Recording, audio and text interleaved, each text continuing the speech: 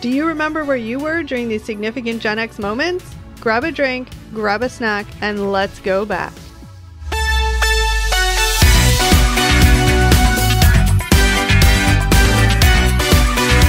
Hi guys, and welcome back to another episode of Gen X Unfiltered, the podcast. What's up, everybody? Welcome back. Hey. Hello. Hello. Feels like it's been a while. It really hasn't, but No. it just feels like it has. I don't know why.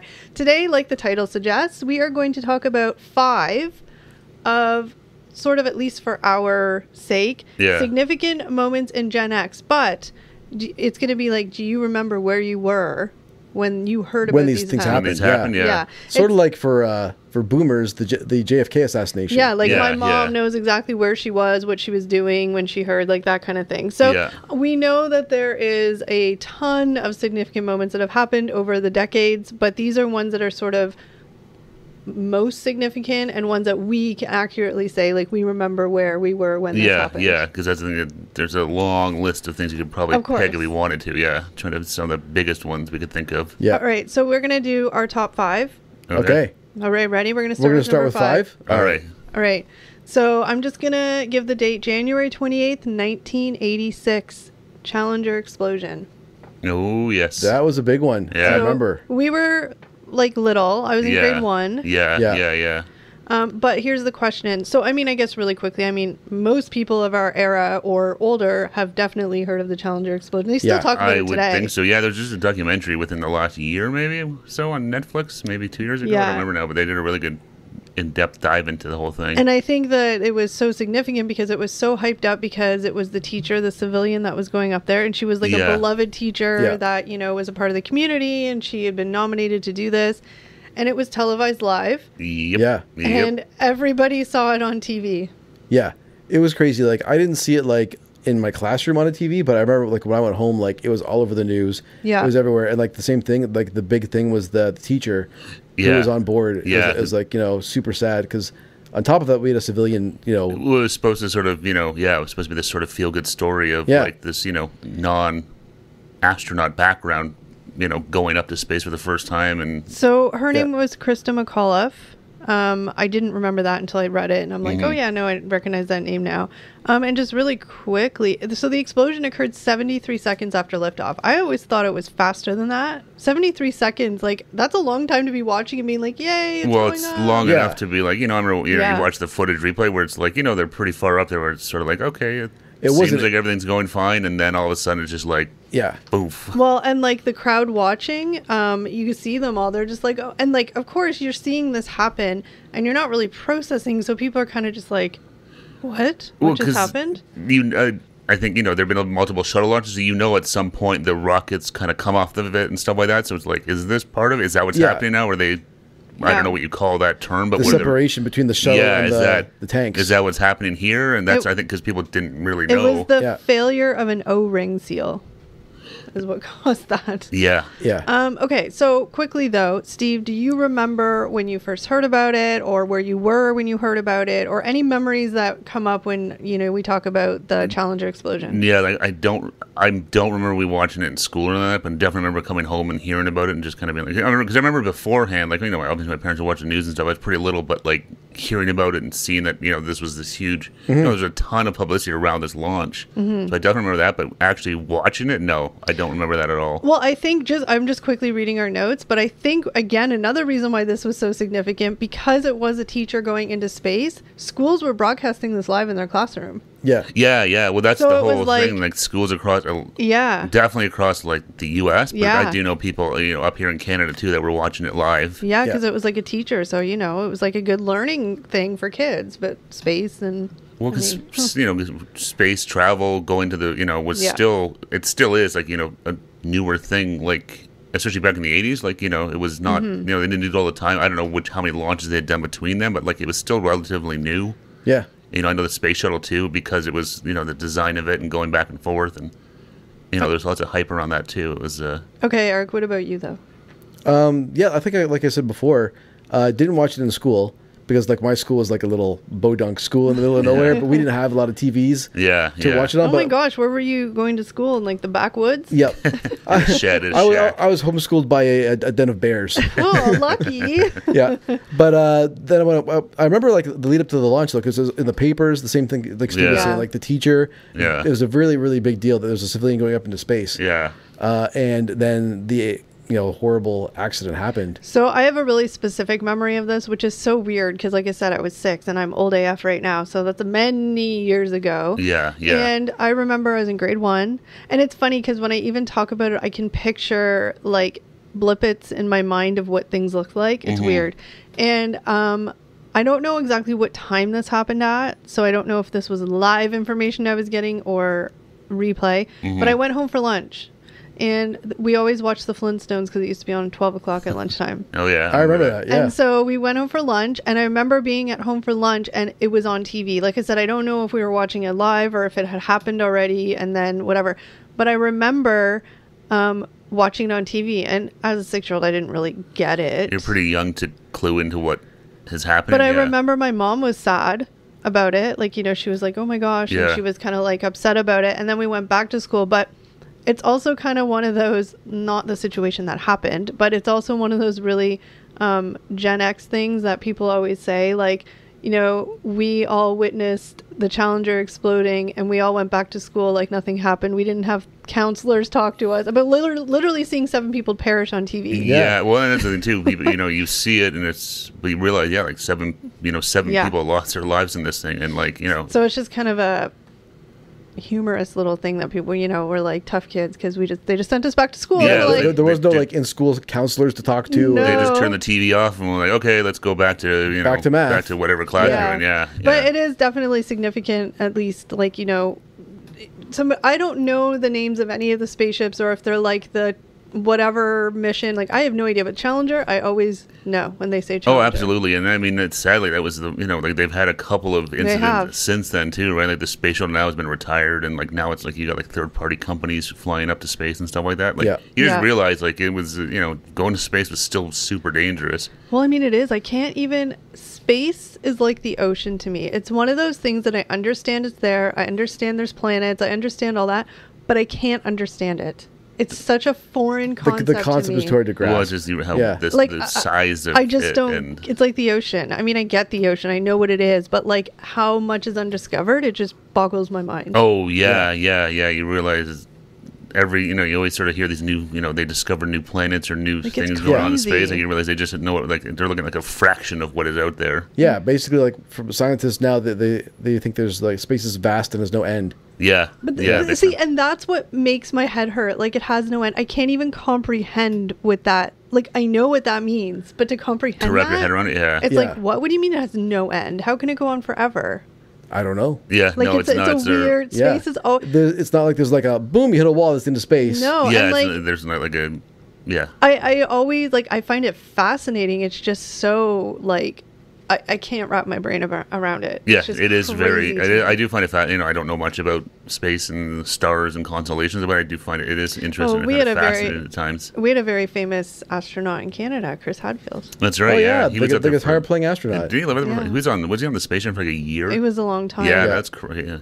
Being up there for that long, that's. But he was so popular here when he was up there. Like I think, don't quote me, but I believe that because it was only a couple of years ago. Yeah. Well, I mean, it could have been 8 years ago by now. Maybe a decade now, but I think because it was such an educational thing for students and stuff. Like I believe he was even like, students were communicating. Yeah, with him, yeah. He was doing all sorts of stuff. Yeah. He seemed like a very personable guy too. Yeah. So kind of a good personality to be a face for it, because it was all over that. He would be on the news and stuff like that. Yeah, guy that came down in the little capsule in the water, because I think I watched that on television. Yeah. Anyway, we're going off track. Eric's looking at me like, next. I'm ready for the next one. Okay, but discussion, Eric. It's okay.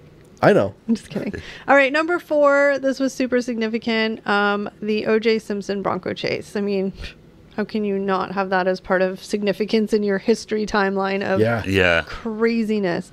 I know we've discussed it a little bit before on one of our previous podcasts, but this time we're just going to we don't even need to rehash what happened. All you have to say is O.J. Bronco chase, and I don't care who you are, you know what it is. This was the event that popped off the whole O.J. Simpson murder trial. Exactly. Yeah, that whole thing was just like a crazy circus. And yeah, that Bronco chase was everywhere. So here is my question, Eric. I will start with you this time. I'm ready. Do you remember? Well, let's just do the date. June 17th, 1994 was when this all popped off. Yeah. So, Eric, do you remember where you were when you heard about this? I was at home, and every single channel switched over to the O.J. Simpson Bronco chase. But do you remember what you were watching? What I was watching, I think I was trying to watch, like, I don't know, some stupid, like, wrestling American Gladiators or something. Oh, poor you. Anyway, something stupid like that, like in the 90s. And it just changed over to this O.J. Simpson car chase. It was like breaking news. O.J. Simpson's being chased by the police on this L.A. freeway. Did you watch it, though? I was flipping the channel trying to not watch it. Oh my gosh, you were so not like into life events. No, I just wanted to watch my stupid TV shows. I was like a kid, like I didn't care. You weren't that young. Well, not that young, but maybe I was an immature person. You weren't like 6. No, I wasn't 6. I was a teenager. All right, Steve, what about you? What memory does it spark for you when you hear that? Like, I don't remember watching it, and I don't remember what I was watching, but I definitely remember being in my parents' basement sitting, and they had this old brown rocking chair that was like the chair to sit in, and just I remember whatever I was watching also was just everywhere. But especially back then it was a little different because there was only like a handful of networks. It wasn't the 5,000 channels now. Yeah. But it was, I think, pretty much every single channel was showing it. That's what I mean. Like it was everywhere. It was crazy. So again, I don't know if I'm weird and have these significant memories around these moments, but I remember exactly what I was doing, and I remember where I was going the next day. Oh, wow. I was in my bedroom, and I had this little black and white TV that my parents had, and was that the black and white TV or a TV I had bought myself with my paper route money? Fancy. It was a little TV, whatever. Whoa. And it was in my room, and I was watching something on TV or whatever, and it was the morning because I don't think I watched it live. No, because it would have been the night before. So it must have been the next day. I turned on the TV and they were talking about it. Yeah. Or maybe, who knows? I have the timeline wrong. Either way, I remember seeing about it, and I was going to Canada's Wonderland.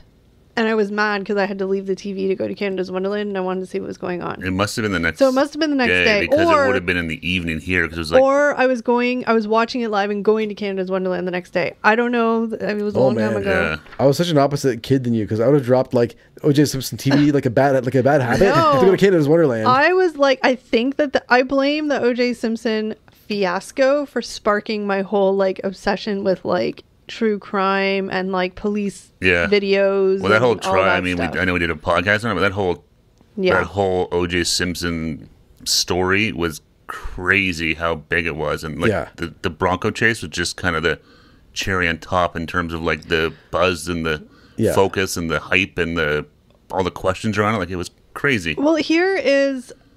Okay, so this helps my timeline a little. It said it lasted about 1.5 hours, and it had ended around 8 p.m.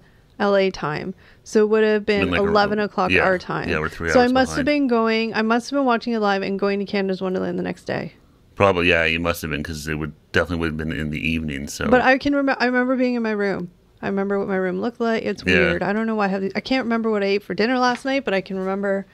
I think I'm just visual, like sounds and Well, I mean, like it was a huge thing, so it definitely, one of those that kind of sticks in your mind for sure. But it was and crazy, I was obsessed and never stopped. Yeah, well, that was the thing, because it was everywhere. It was. For the next 10 months or 16, however long it was from the trial to. Yeah. All right, the next one, number 3. This one is it's Canadian, but it hit like North American media big, so most people have heard of this. Before we talk about this one, though, just really quick trigger warning. We're going to be saying some words that might trigger people. We're talking about death and all that kind of stuff, so just be careful when we're talking about this next one. Yeah. But I'm just going to say Paul Bernardo. Oh my God, that was such a crazy. That was intense. Crazy summer for everyone here who was around that age in Canada. Yeah, what was that, like 93? Well, 93, right? Really, really quickly, I'm not going to go through a whole list of everything, but so I'll just say the names of the victims because that kind of makes the time for us. So Leslie Mahaffey was in 1991. Kristen French was in 1992 in April.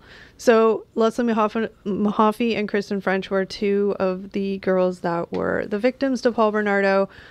He had many more, but these are the two significant ones that kind of sparked the whole, like, what's going on in Southern Ontario or the GTA. Yeah.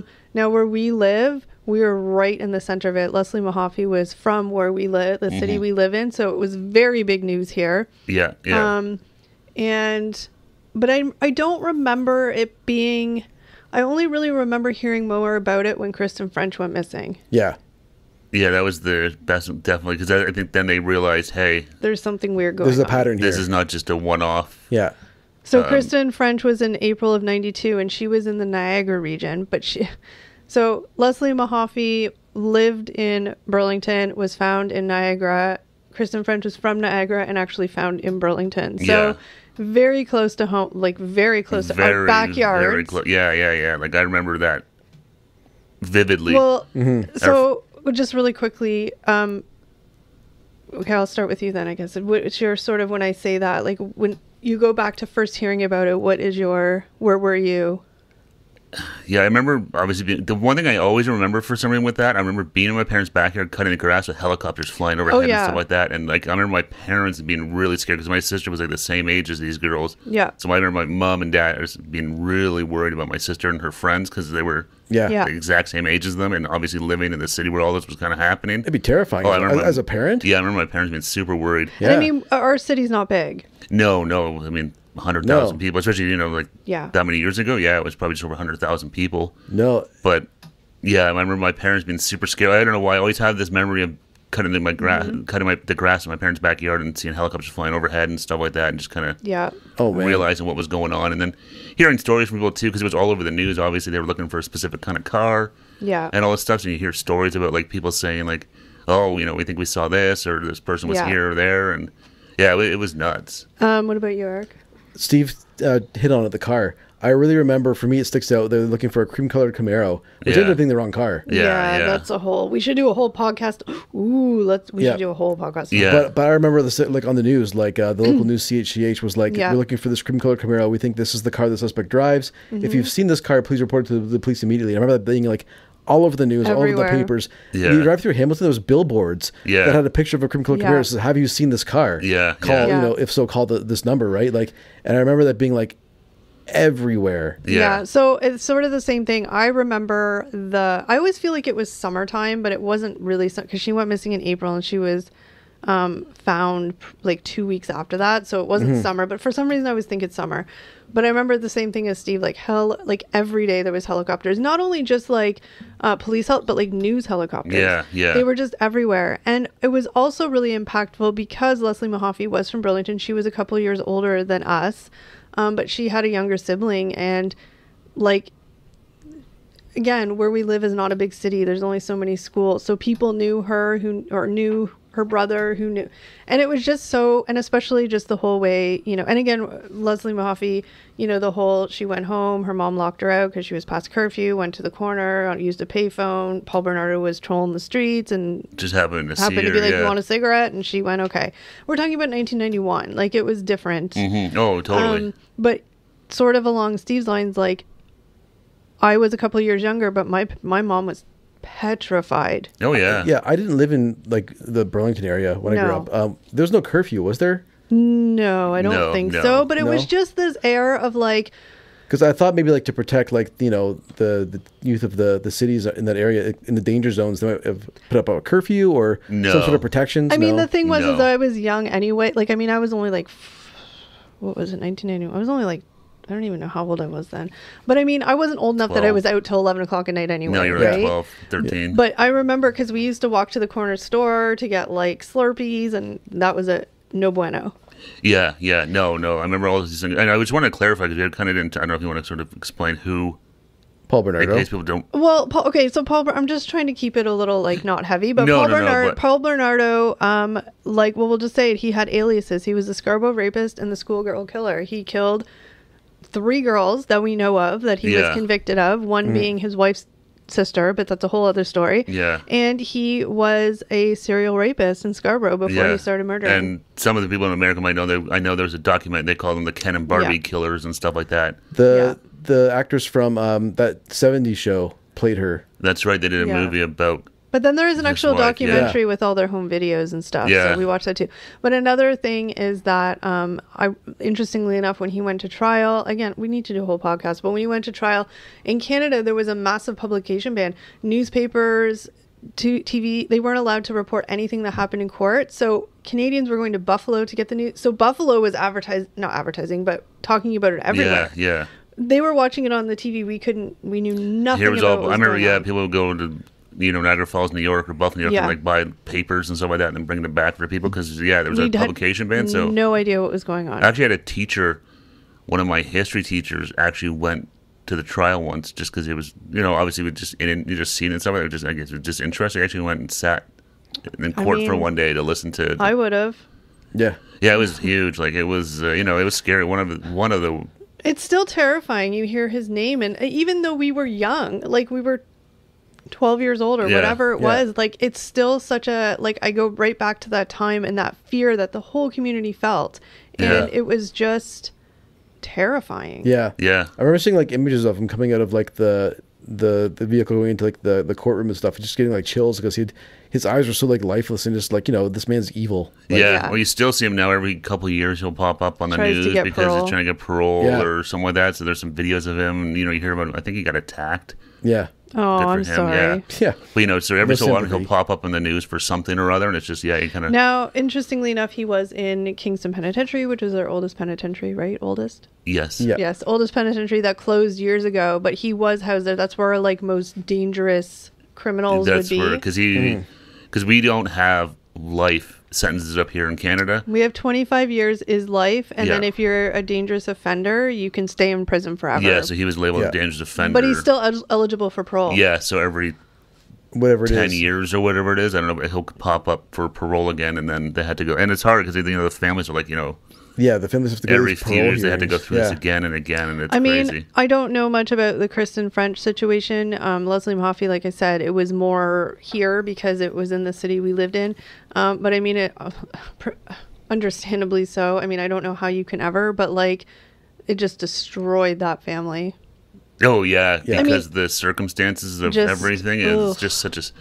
Both of them are really sad, but it's just a very, like you sort of touched on that, she was out past her curfew, and it wasn't the first time, so the mother locked the door, so she'd have to ring the doorbell and probably get grounded. Yeah. Well, the mom just said, you're not coming in, you're past curfew. Yeah, and so she just said, okay, no, I'm not going to do that. I'll go down to the store and call one of my friends and crash at their place, and... Yeah. Never happened. No. She went to that phone, and then he happened to be driving by or whatever and saw her, and... Yeah. Just their fates kind of crossed paths that night. It's just really crazy. Quickly to sum it all up, if you, again, just to kind of like...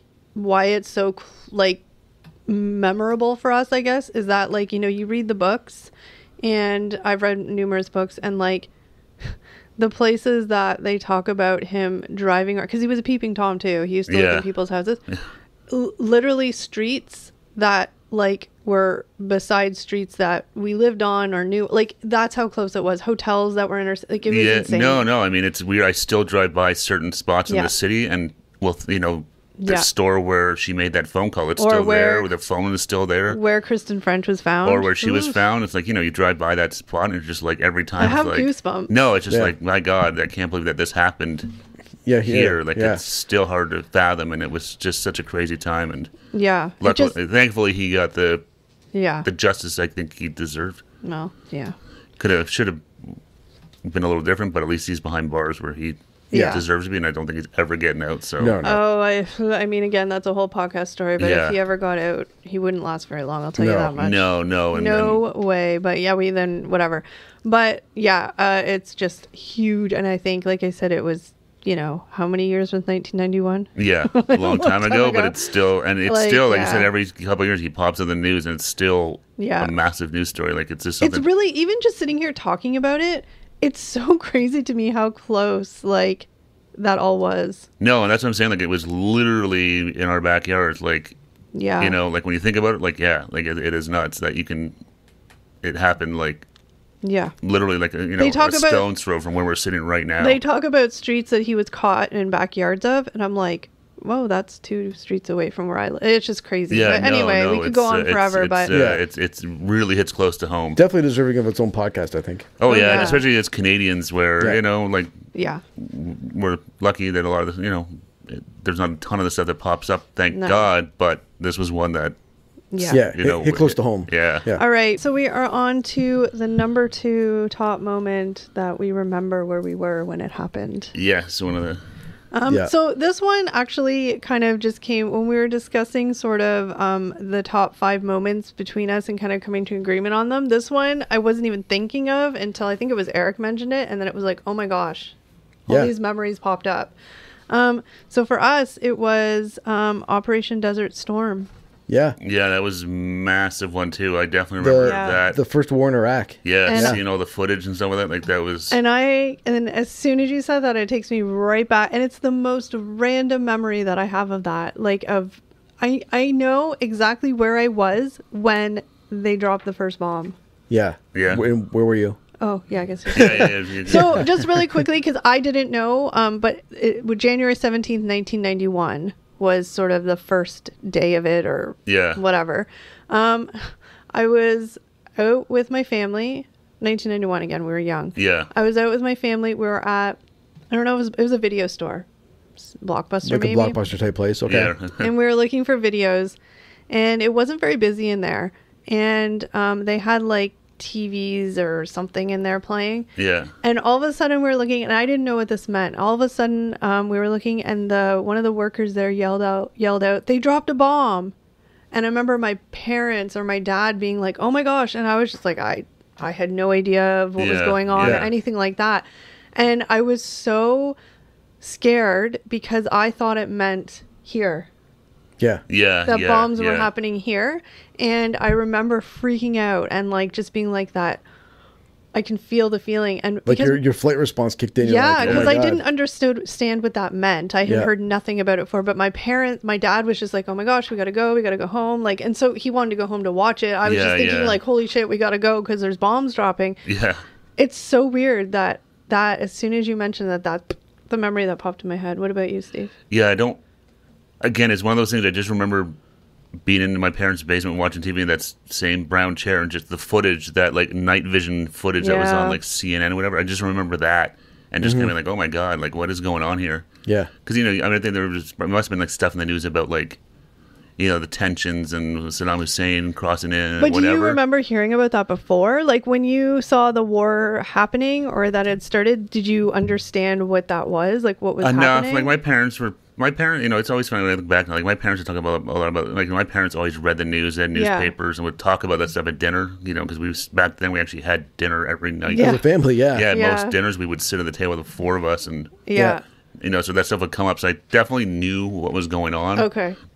Probably not super No, involved, but you understood but at least knowing that, was, there was something was bubbling over there. And But then, yes, I remember, I don't know why, but I do remember watching CNN. Oh, yeah. And that was too, like, cause CNN was still, from what I remember, it was like, from what I remember, I was still kind of a newish, Yeah. So, like, it was just all over it. And then obviously they had, like, reporters live there. Yeah. Broadcasting. I just remember that, like, grainy night vision footage of seeing, like, the Scud missiles or whatever coming in and all this stuff. And just kind of being like, oh, my God. Like, what about you, Eric? I remember all of it, like the build up to Desert Storm. Yeah. So before Desert Storm was Operation Desert Shield.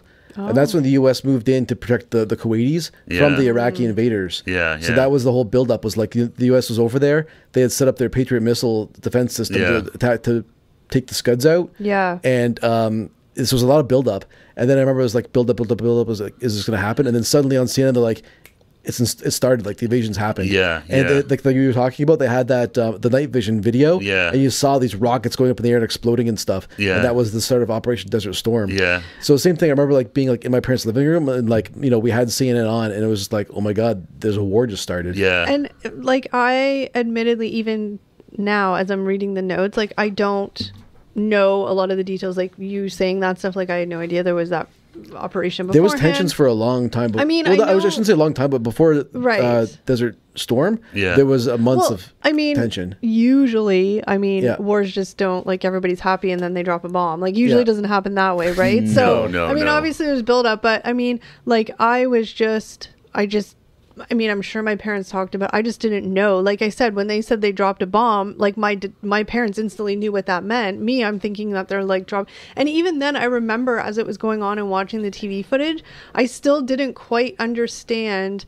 I knew it was happening over there, but I didn't understand that we were gratefully safe where we were. Yeah, it really was, you know, it was just far a weird, away from where we live or in the U.S. And so, it's completely on the other side of the world. But it was just a weird thing for me to understand. And I always was just so nervous about it. And like I said, as soon as you say that, I always just think about that person yelling at the top of their lungs, they dropped a bomb. Yeah. And it was just terrifying. I remember being totally different than what I expected, like the footage. Yeah. Because my dad was a big war buff, so we could always watch like those World War II documentaries where they had like footage from the war and stuff. Yeah, like, and same with the Vietnam documentaries, all that stuff. So I thought it was going to be like more like that kind of coverage. Yeah. And it was totally different. So I was like shocked. I'm like, this war is really happening, but it was totally different than what I thought I was going to be kind of seeing. Like the frontline stuff where most of this was like they were in the hotels, kind of embedded in the cities and like It was just very terrifying. I mean, even now, like, you know, it was scary, because I mean, like, you know, Canada was over there in the war fighting too, right? So it was like, you know, people at my school, like, they had older brothers and sisters were like, you know, are they gonna have to get like recruited to go to war? Well, because that was the thing too, because we are, you know, obviously being allies with the U.S. It's like, you know, how are we going to help them? Are we going to send people over too, or whatever? Yeah, exactly. You know, And I remember my parents having conversations about that. Like, I'm assuming it was that because obviously that was sort of the biggest. Well, I'm not going to misspeak because I'm sure I'm wrong, but I'm just saying I remember my parents talking a lot of stuff like that. And again, in the moment, they were probably talking about regular stuff, but my memory being a kid, like, I remember thinking like my dad had to go to war and stuff. I don't know, it was so weird. I feel like such a dumb kid. Well, but I was so scared but as a of kid, it. you don't really know, you know, when you're a kid, so you don't know all the nuances of what is actually happening. It's just like. It probably would have been a good moment for my parents to actually sit down and talk to me about what's going on. Instead, I just lived and probably you lived in this like fear in your head, and it probably explains my anxiety today. But it's just, it was terrifying. But it's a very significant moment, and it's hard to believe it was like 1991. That's crazy. Yeah, and then all the, you know, because then after that, there's the conflict and all that stuff that's been going over there for years, you know, and then like, you know, because then you look at, like, you know, then that kicked off and died down, bubbled up, and then with George W. Bush and. There's a whole lot of history and stuff that's gone since that point. Yeah. But that was definitely a significant moment where I remember exactly like where I was when I heard about it. Yeah, like I said, every time I think about it, just in my head, it's just that footage, that grainy night vision footage. Just to kind of just picture that and see that, and then the, you know, terrifying old CNN logo and like the voices just how scared I was as a kid, like, and you know, I mean, even outside of my own brain not realizing it, but I was perfectly safe, thankfully. I mean, again, all those people who weren't safe, terrifying. War, it's a scary thing, and you know, you just gotta salute and thank you to the people, you know, the brave men and women that go over there on the front lines that are putting their life on the line for us, for freedoms, for Canada, U.S., for everyone. All right, we're going to go on to the top moment. Before we give this one away, really quickly in the comments, take your guess on what it is, because, I mean, I don't know. I can imagine there being... I guess I shouldn't say that, because everybody has their own moments. But, I mean, this was such a moment that I don't know how you... Yeah. Anyway, can you guys guess what number one is? Well, as soon as we help make the list. Up with the list. All right, I'll just say it's September 11th, 2001. 9/11, yes. Yeah. That's still one of those. It's kind of like a marker in history before or after 9/11. That's still a reference a lot. It's a milestone. A lot of things changed after that. So I mean, I was 21. 21-ish, 21-ish. So we were old enough to, like, you know, like, I think you were living in your own apartment and, you know, like, we're in school, whatever the case may be. So I mean, we definitely have like more current memories of it. Clearly remember it vividly. I definitely don't think I need to give any explanation as to what 9/11 is. I mean, especially any Americans out there, like, you guys all know. We don't need to go into that. We mostly just want to talk about sort of where we were when we heard about it, how, like, just what memories pop up when you say 9/11. Eric, go ahead. So I was in university when 9/11 happened, and I remember, like, vividly, like, you know, waking up and just kind of getting ready for my day, and then, like, a friend of mine, he just ran to my room, was like, a plane flew into like the World Trade Center. I was like, what? So we had a common area where there's a TV, and then we're going down to the common area to check out what was going on because this is crazy. Like, and at the time, no one knew like was this like an accident, like how this plane hit the World Trade Center. And we're going into the room, and then like not long after, the second plane hit, and we're like, oh my god, this is like this is serious. This is like a real big deal that's happening right now. Like, you know, this is an attack. So did you like go to class, or did you guys all just watch it all day? You know what? I'm trying to think. I don't think I went to class. No, there's no way. No, I don't. I remember like just being, everyone was just glued to the TV in the common area. No one went to class. And I remember like they had a moment of silence, like in the cafeteria. Yeah. We all went down for dinner in the cafeteria there. And there's a moment of silence they had for all of the victims who lost their lives. And at that point, nobody even really knew how many there were. No, exactly. I remember people crying. I was like, oh my God, this is like, just such a tragic event. And like, yeah. Well, and I think because, again, a tragic anyway, but like we all saw everything happen on live TV. Yeah. Every like first plane, second plane. It was totally shocking to see that plane hit the second towers. Like, just kind of like, holy shit. I mean, to me, the towers crumbling was the most just like. Well, that was what? Absolutely insane. Yeah. All right. What about you, Steve? Yeah, I was sleeping, and I had someone call and wake me up because I was working. I'd graduated college and was working my first full-time job. I was working afternoon shifts. So I'd finished working the night before 3. I was working like 3 to 11, so I was asleep. And someone called me and was like, "Hey, turn on the TV. This plane just hit the World Trade Center. It's like super crazy." So I turn it on, and then same thing. I was watching it when the second one hit, and it was just, I don't even, what to make of it. I was like, what the hell's going on? Like, this is insane. Mm-hmm. Then I had to go to work that afternoon. Well, luckily you work somewhere where there's lots of TVs. Well, I did. I worked in a television studio. Yeah. And I remember going in, and one of the girls I worked with was crying because she had a cousin that worked in the World Trade Center, and they didn't know what was going on there, so she was freaking out. Oh, my God. Then people were worried, too, because, What was in Toronto? We were in Toronto in a broadcast center, so it's like, could we potentially be a target or something like that? Because I remember some people saying, like, we could, because we could broadcast their message if they wanted. So no one knew what was going on. Well, it was just so much chaos. Well, even the fact that, like, people were watching it live where I worked, and like the second that the towers collapsed, a whole bunch of stuff went down because they were picking up stuff from the World Trade Centers. Those television networks. So as soon as they dropped, it was like, seconds later, all of a sudden stuff started going off the air because obviously the transmitters on the top of the buildings were going down. So yeah, it was just crazy. So I watched it obviously all morning. Then I had to go to work and then just watch it all night. It was just. Oh, it was like weeks of just. Oh yeah, but just. You couldn't really just comprehend what just happened, and the amount of loss of life and stuff like that. It was just like, what the hell is it going on? Because then it's like, well, what's next, right? Like, there's going to be retaliation here, right? Well, that's the thing, too. And then not even that's like, is that it? Are they done? Like, and it's crazy. But, like, when they lock down the airspace everywhere, like... Can I tell my story first? Yeah, sorry. It's fine. Because what you just said was really good because Canada was a big part of that. I just wanted to...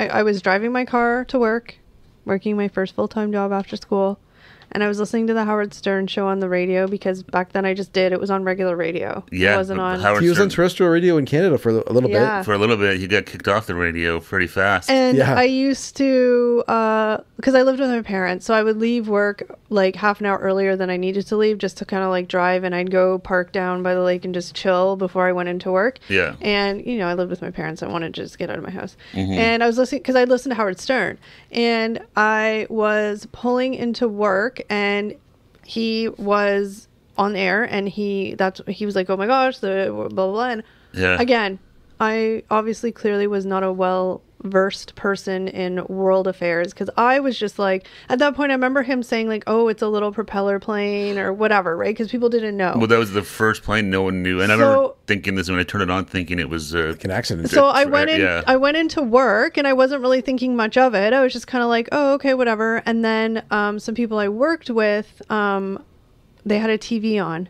and they were playing it. So I wasn't really connecting the dots. I was just like, whatever.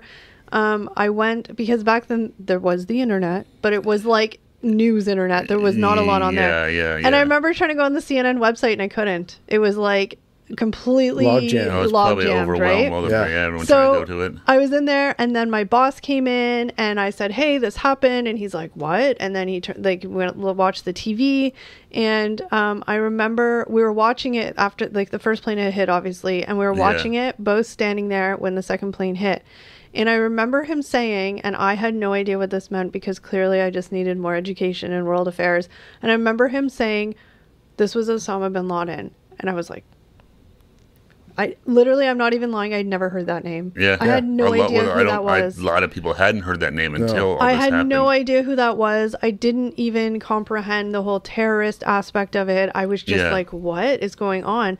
And then, it was just on all day. I called my mom. My mom was like, again, like it was just, everybody was just scared. Because at that point, again, remember, like you said, all this is happening. Boom, boom, boom. It's everywhere. It's like, 10 hours away from us in Canada, Toronto. Yeah. So people were like, all these rumors were swirling, like, the major broadcasting centers in Toronto were going to get bombed. And like everybody, they sent people home from work, like the train stations closed, like everything. It was just chaos. And we haven't even talked about the fact that there was other planes too, right? Like, I mean, one hit the Pentagon. Start hearing about all that stuff. Yeah. One crashed in Michigan, But I remember my car. I had this I thought it was the bomb, but they make fun of me for it. Whatever, it was a little like lilac colored neon. A Dodge Neon. Hey, it was a little cool girl car, okay?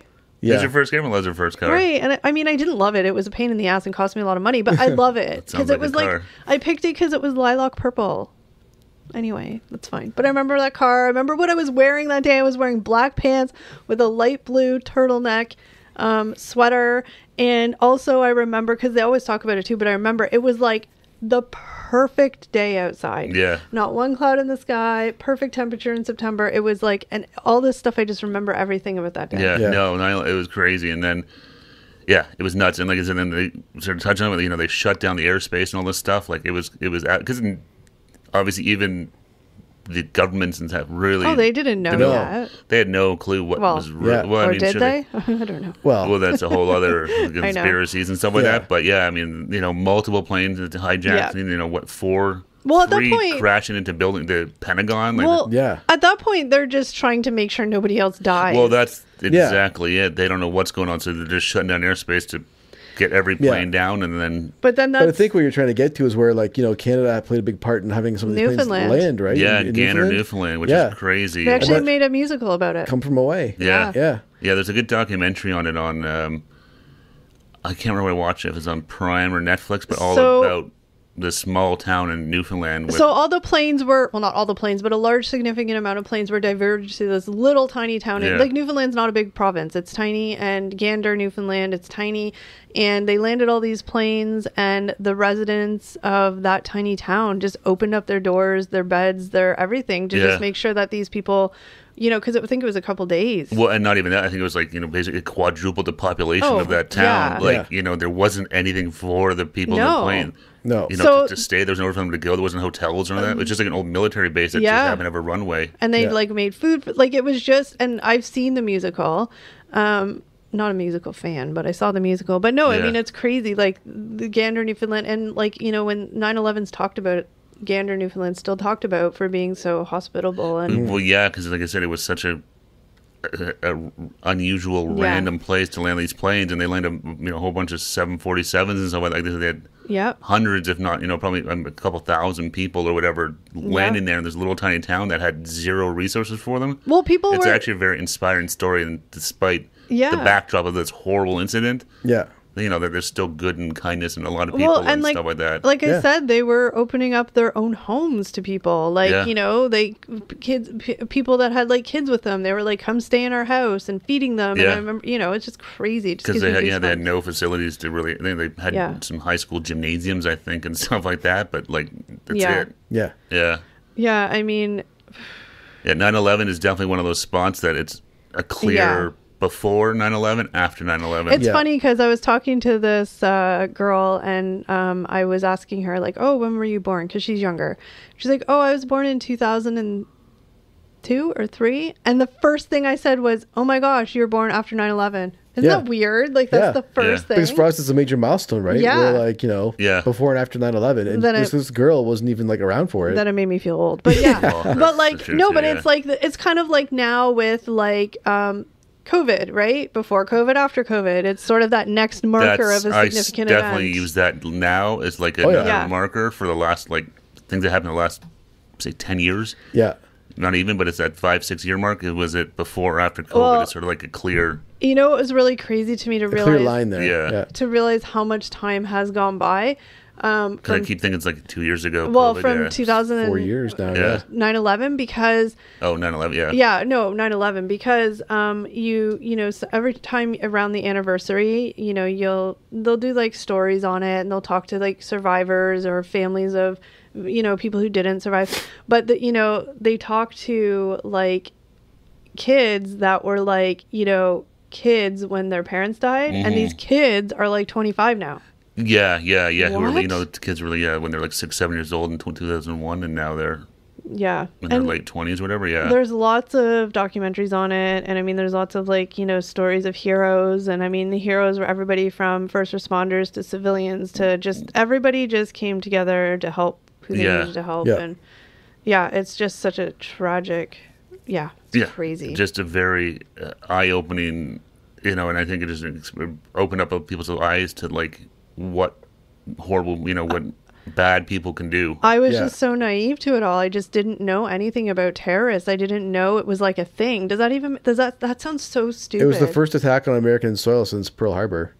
Yeah, and I just didn't even really like when my boss said, "Oh, this."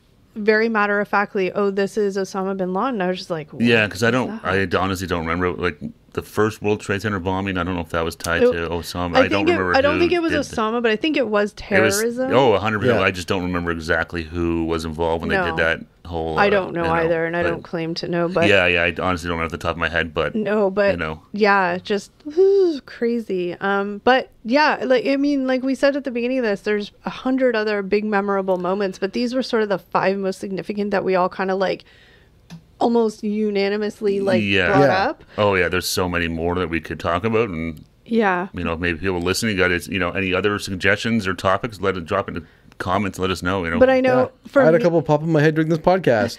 Me too. For me, these ones all were so significant because, like I said, I can literally remember the moment in time when they culturally happened. And so on. They're just huge. 100%. Yeah.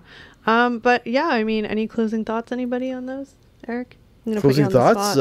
No, I think just our last one there, 9/11. I think really was a massive milestone where you can see like there's a big shift after that. So that's really it. I think these things are massive events where we see the cultural and societal shifts. Well, it's like 9/11's probably in like history books, but like we lived it, right? So remember when we were in school and we'd read about stuff in history books like JFK and stuff, and it's like, oh, whatever, I wasn't there, I have no idea.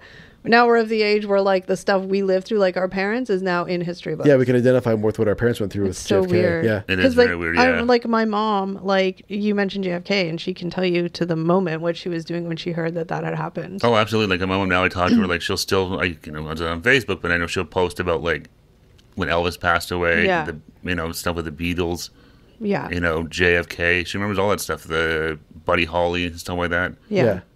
All right, guys. But like Steve said, comment below. Let us know if you have. Yeah, absolutely. I totally forget. Let us know if you any other events that we missed or you think we should talk about. Let us know. We're happy to dive into some of these more because it's interesting to go back and sort of discuss these things and get our takes on what you remember, recollections. And also, let us know your memories of those events. If you have a significant memory tied to those, let us know because I find it fascinating to hear other people's stories of that moment in time. Absolutely, for sure. But that's it today's... Sorry, I got all tongue twisted. But that's it for today's podcast. We thank you guys so very much for joining us, and we'll see you next time. Take care, everybody. Bye, Thanks for watching. See you in the next one.